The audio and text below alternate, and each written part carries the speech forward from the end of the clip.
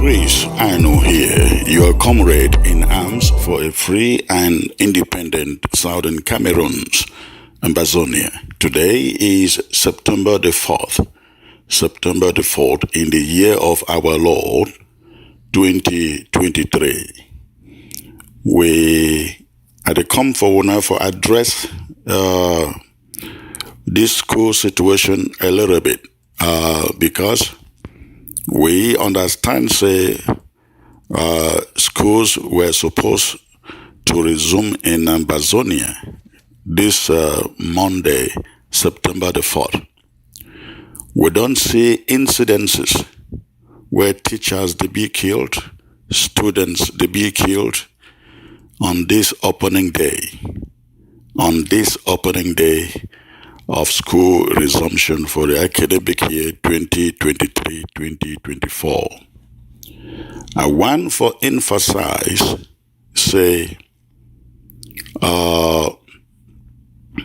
we make them a law. We make them a law, and we will enforce that law by all means available to us. We go enforce that law by all means available to us.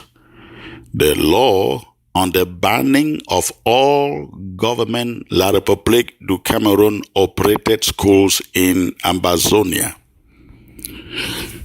And so, if you be teacher for any La République du Cameroon government operated school in Ambazonia, the fact say you will be able to go for classroom or for go for school today. It no means in the coming days, you will still be able to go. And so I send this warning to every teacher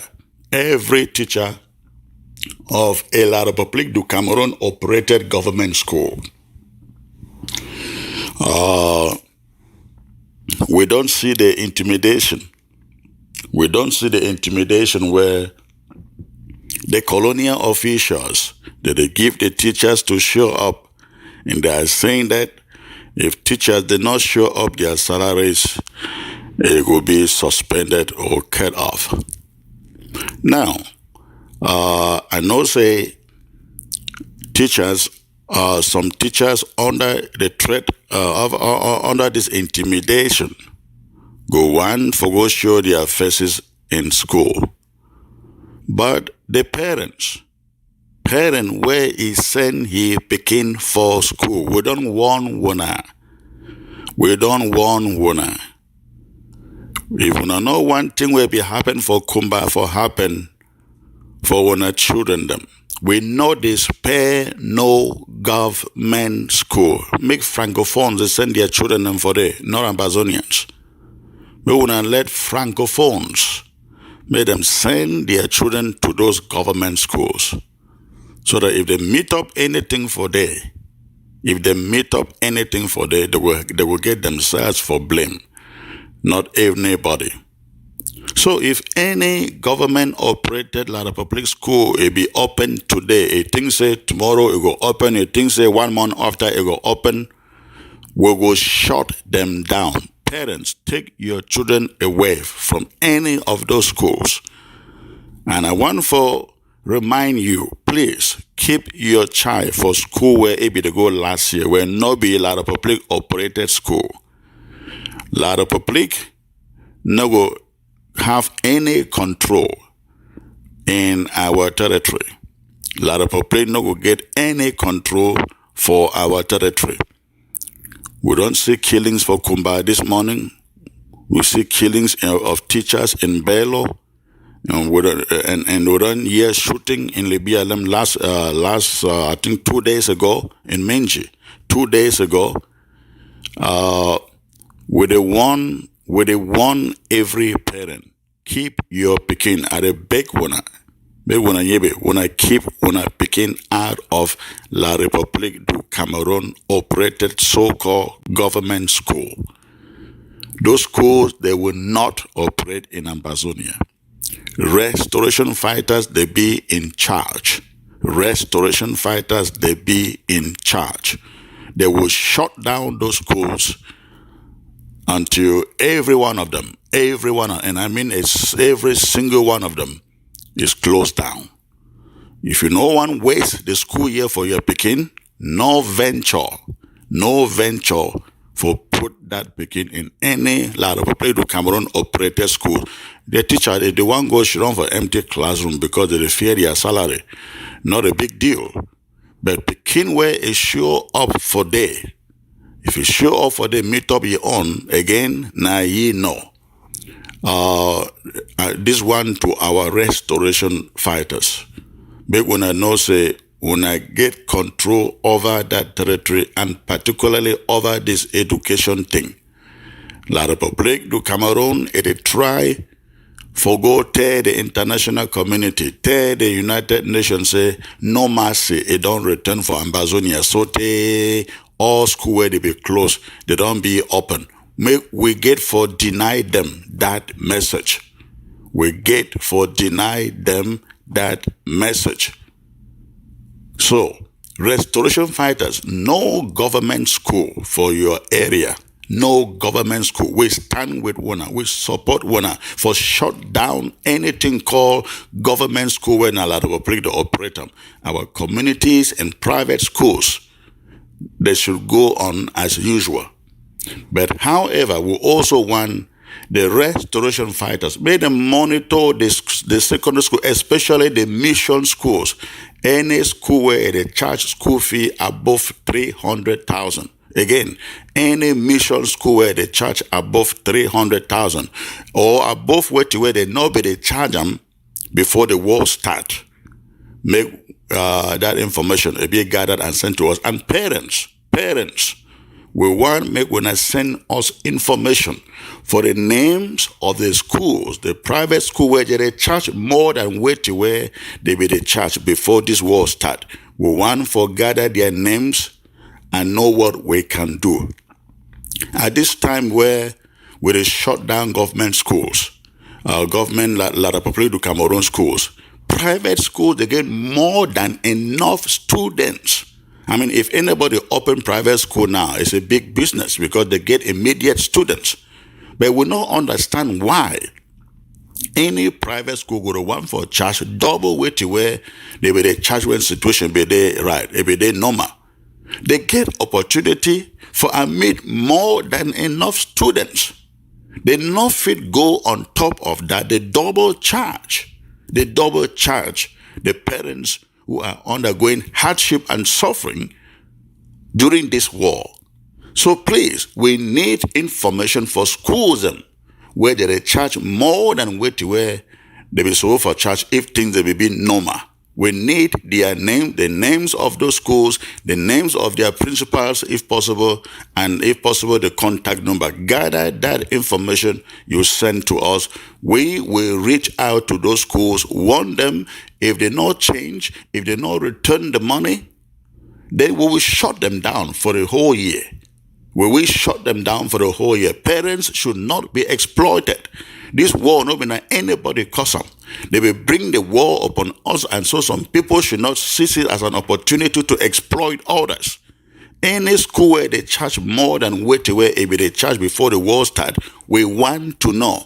They be free for admit as many children as they want, but they should not also do that and double charge the students. So please, restoration fighters, look around you. Anything called government high school, government secondary school, government teachers, so blah, blah, blah, blah, and all that nonsense. Please, shut them down. That is our policy. Private schools, keep it on. Admit as many students as you can, but don't double charge the parents. All right.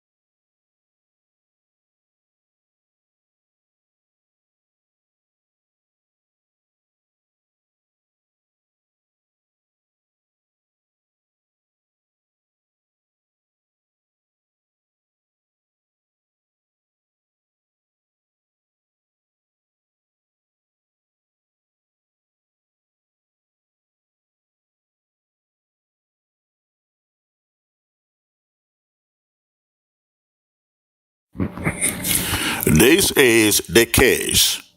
Samuel Ikome Sako versus Ambazonia.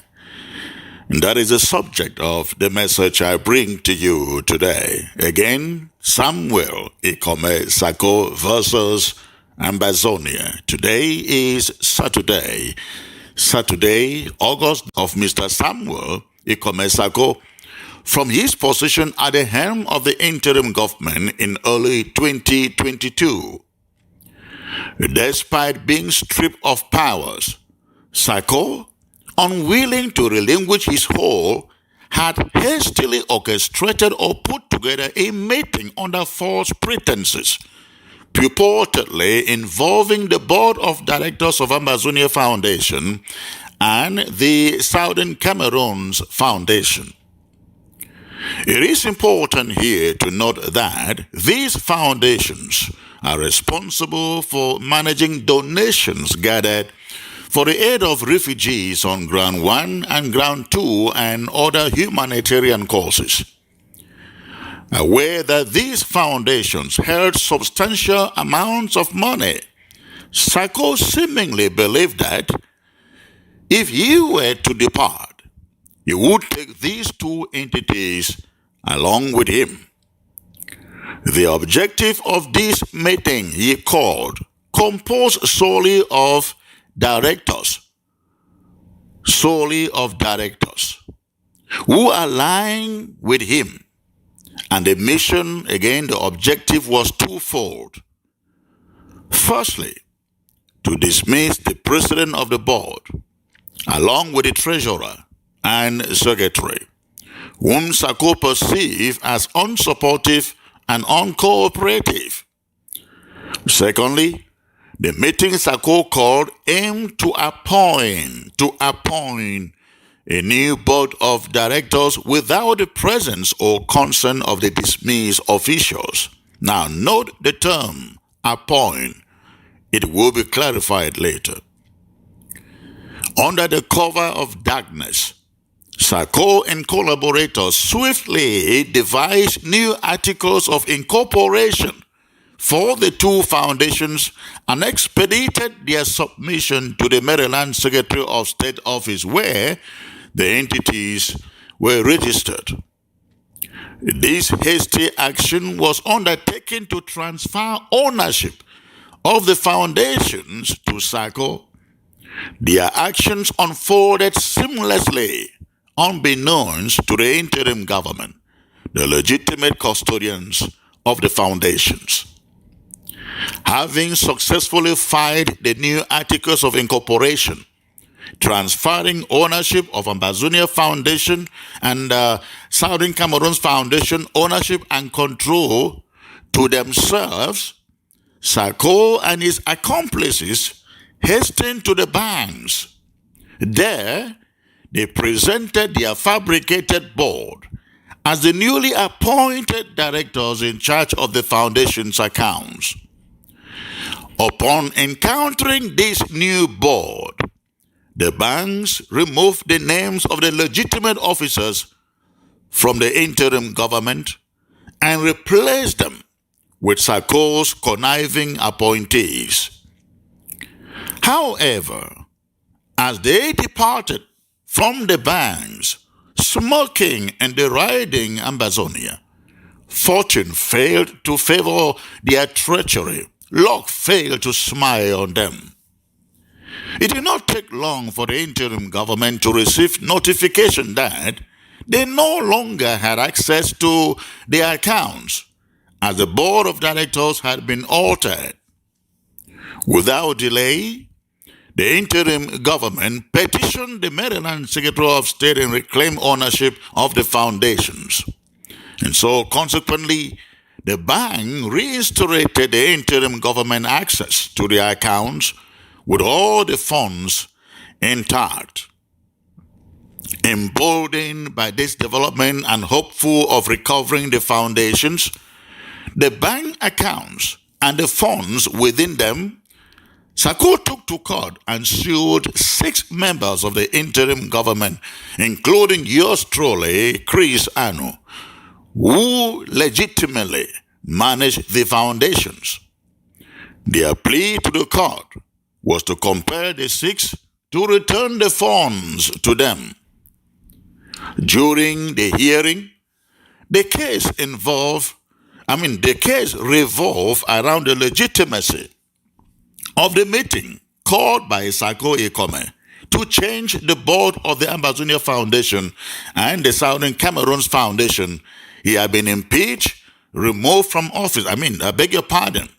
Again, the court found that he had no standing to have called the meeting because he had been impeached and removed from office. This crucial issue of impeachment and removal undermines Sako's authority to call a meeting and effect changes within the two foundations.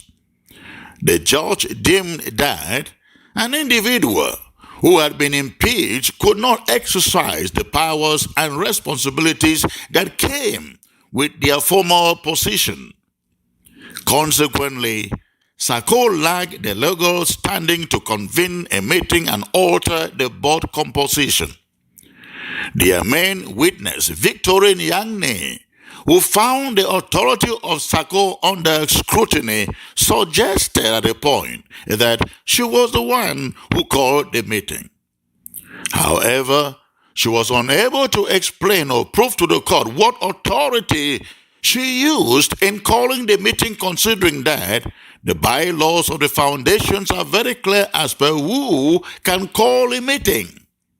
The bylaws state that only the president of the board, the secretary, the treasurer, or two board members could call for an extraordinary meeting.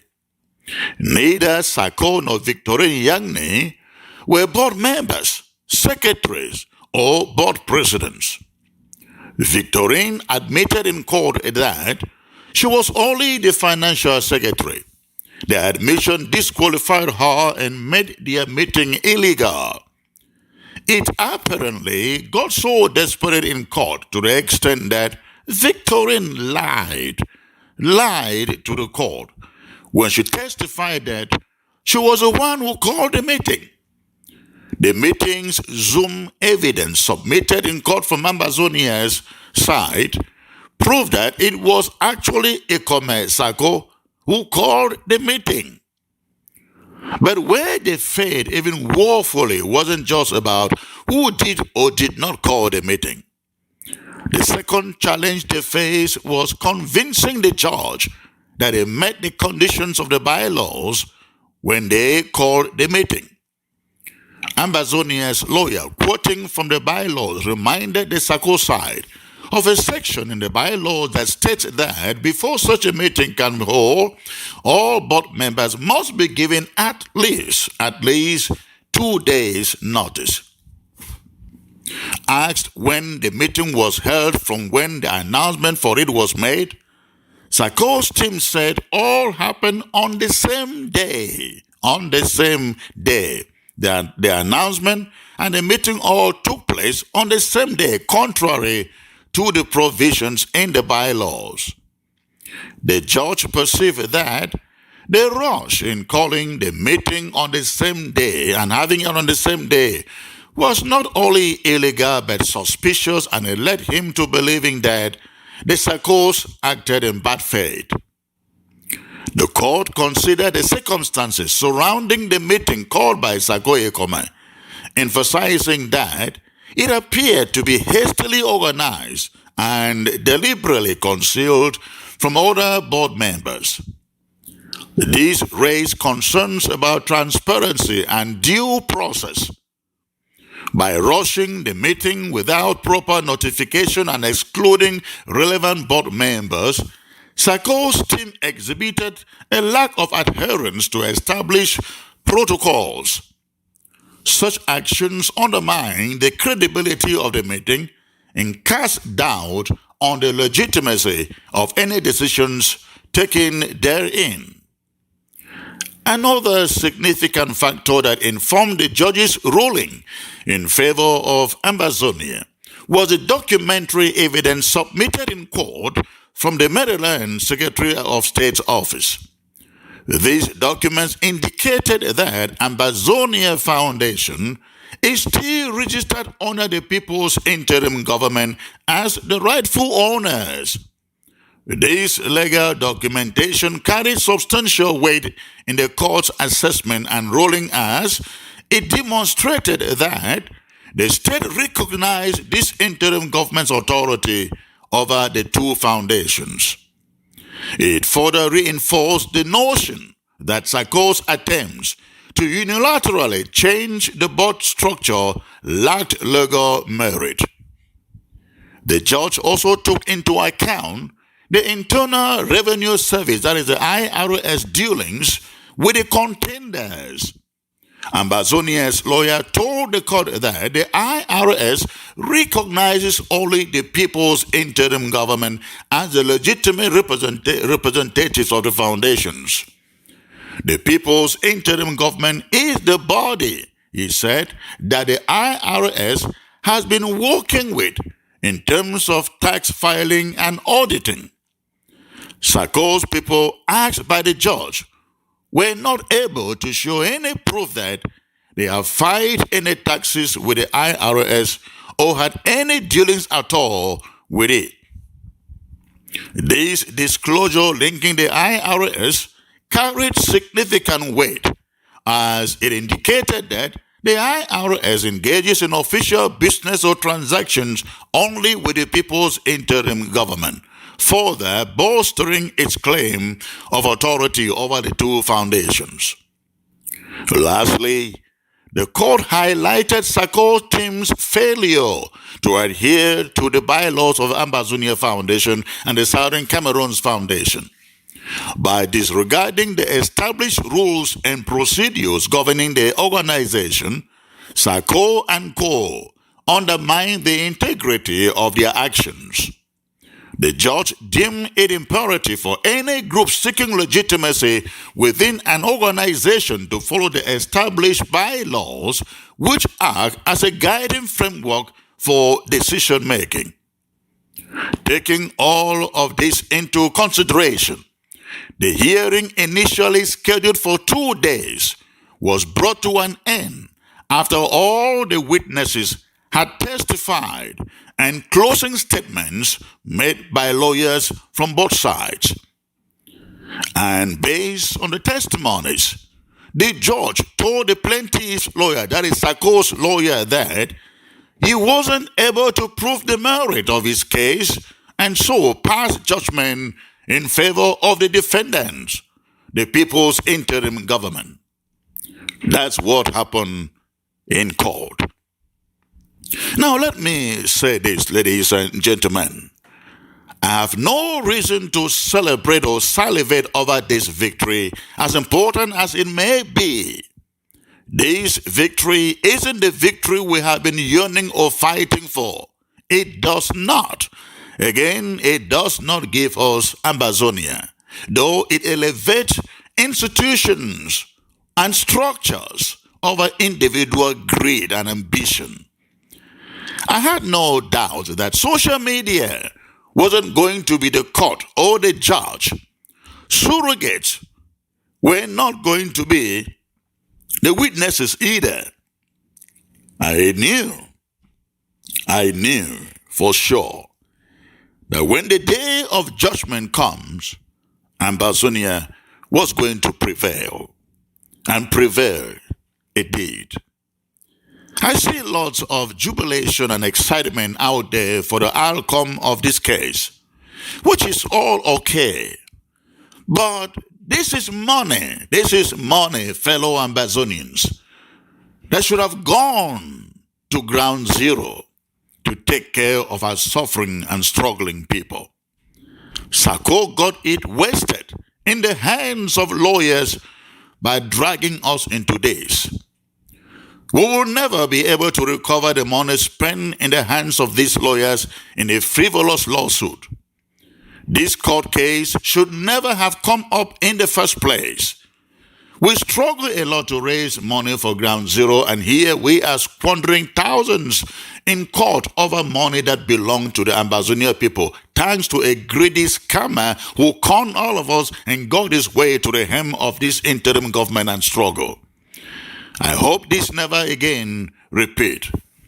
I hope we never again entertain any other scammer or a con man or con woman in the leadership of this struggle.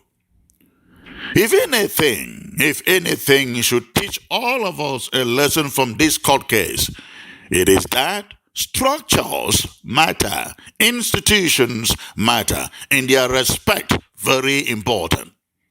Structures and laws are meant to be respected. When it became clear in court that Sako and Tim had been removed and that they were acting in defiance of his removal, it made a lot of sense to the judge about the underlying motive behind the scheme to hijack the two foundations and the rush to cook the books of the foundations. It was meant to be a grab. Sako's actions were meant to be a grab. But it failed. Let me tell all of you today, Chris Ano, I am committed to strengthening the institutions and structures of the interim government. Never again should any one person or group of persons want to usurp the authority of the interim government. Those who try will be defeated.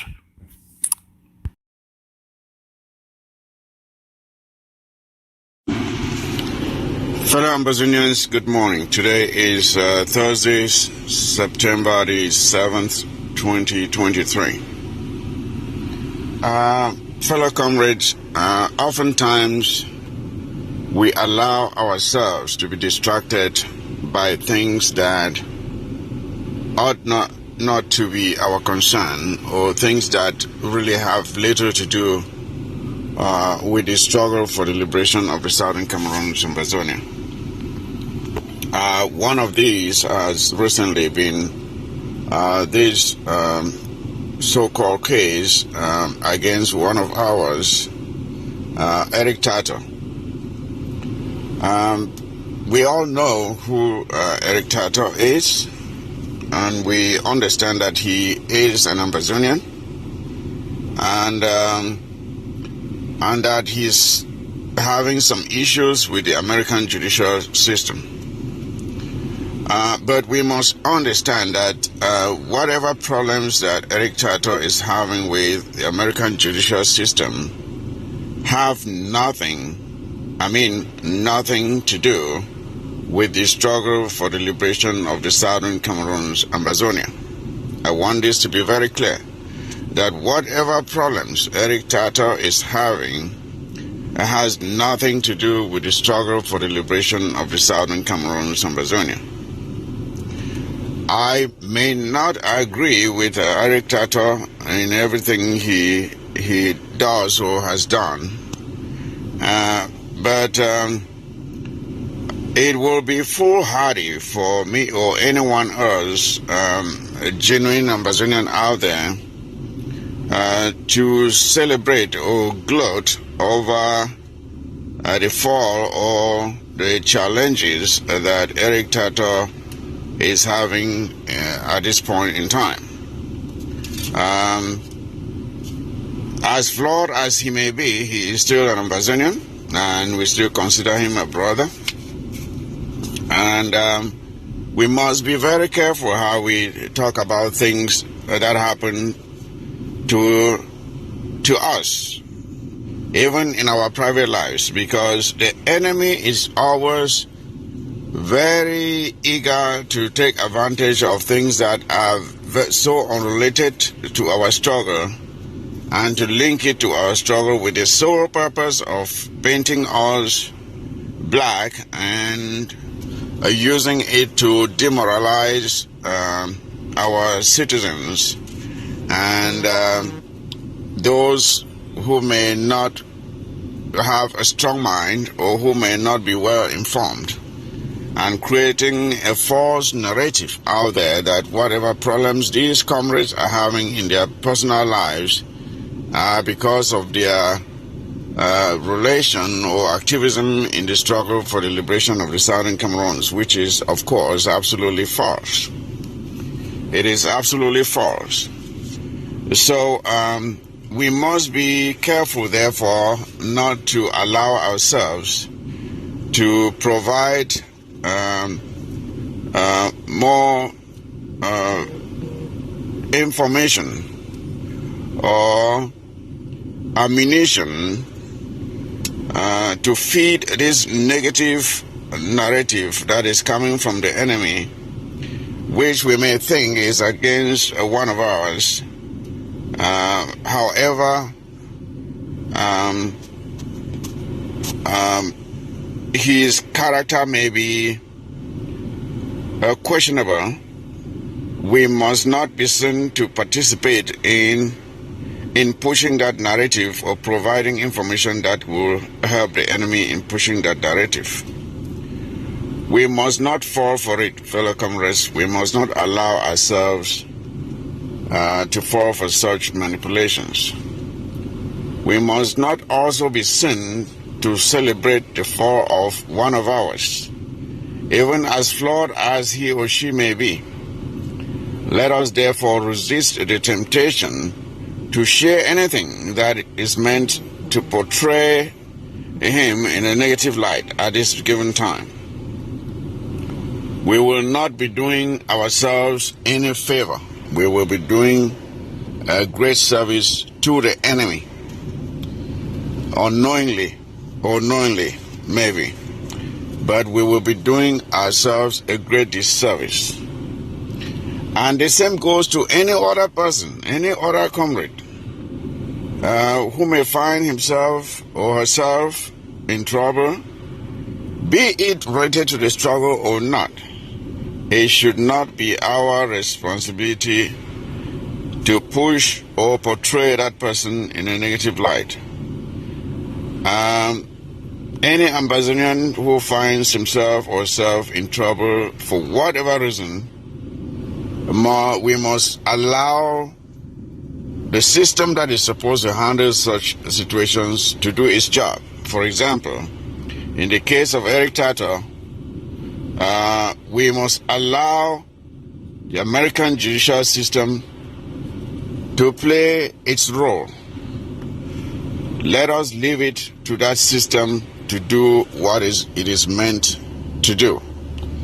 We must not participate in it because we first of all may think that we have the facts of the case, but we definitely do not know the whole story.